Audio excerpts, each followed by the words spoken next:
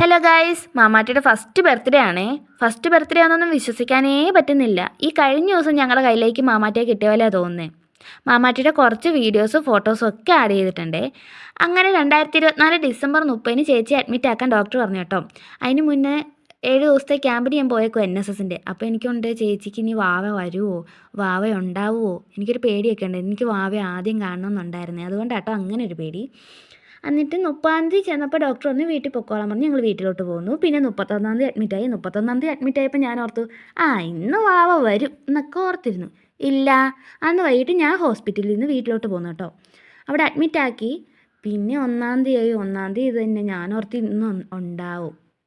New ഇയറിൻ്റെ അന്ന് കൊച്ചുണ്ടാവും. അന്നും ഉണ്ടായില്ല.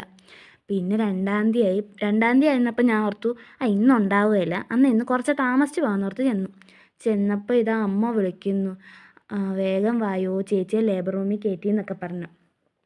പിന്നെ 10 മിനിറ്റേ ഉള്ളൂ കേട്ടോ ഇവിടുന്ന്. അങ്ങനെ പെട്ടെന്ന് ചെന്ന് കുറച്ച് കഴിഞ്ഞപ്പോഴത്തേന് ഇങ്ങനെ അനൗൺസ് ചെയ്യില്ല, കൺഗ്രാജുലേഷൻസ് എന്ന് പറഞ്ഞാൽ അനൗൺസ് ചെയ്തിട്ടുണ്ട് കേട്ടോ. അപ്പോൾ നമുക്കറിയത്തില്ല നമ്മുടെ ബേബി വന്നതാണെന്ന്. കുറേ പേരൊക്കെ അവിടെ ഉണ്ടായിരുന്നു. അപ്പോൾ ഇതാ നേഴ്സ് വന്നു കേട്ടോ. നേഴ്സ് വന്നിട്ട് അളിയനാണ് ആദ്യം ചെന്ന് എടുത്തു. പക്ഷെ ഞാൻ അറിയുന്നില്ല ഇത് ഗേൾ ബേബിയാണെന്ന് നേഴ്സ് പറഞ്ഞത്. ഞാൻ കുറച്ച് നീങ്ങി നിൽക്കായിരുന്നു, ചേച്ചിക്ക് ഇനി വേദനയൊക്കെ അല്ലേ എന്നൊക്കെ ഓർത്ത് എനിക്ക് സങ്കടമായിരുന്നേ.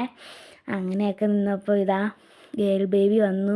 ഞാൻ ചെന്നെടുത്ത് ഉമ്മ വെച്ചു. ഞാൻ ഓർത്തിരുന്ന ബോയിയാന്ന്. കാരണം എല്ലാവരും നാട്ടിലും വീട്ടിലും എല്ലാം പറഞ്ഞ് ഇത് ബോയ് ബേബിയാന്ന് ഓർത്താൽ ഇരുന്നേ. അങ്ങനെ ഇരിക്കെ ഞാനും ഒരു ബോയ്ക്കുള്ള പേരും കണ്ടുവച്ചിട്ടുണ്ട്, ഗേളിനുള്ള പേരും കണ്ടുവച്ചിട്ടുണ്ട്.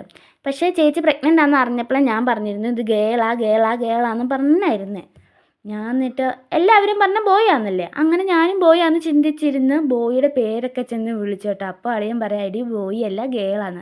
എനിക്ക് സന്തോഷമായി കേട്ടോ. ബോയ് ആണെങ്കിലും ഗേളാണെങ്കിലും സന്തോഷമൊക്കെ. എന്നാലും ഞാൻ എൻ്റെ മനസ്സിൽ ഓർത്തിരുന്നത് ഗേളാണെന്നല്ലേ. അപ്പോൾ എനിക്ക് അതിൽ സന്തോഷം കേട്ടോ.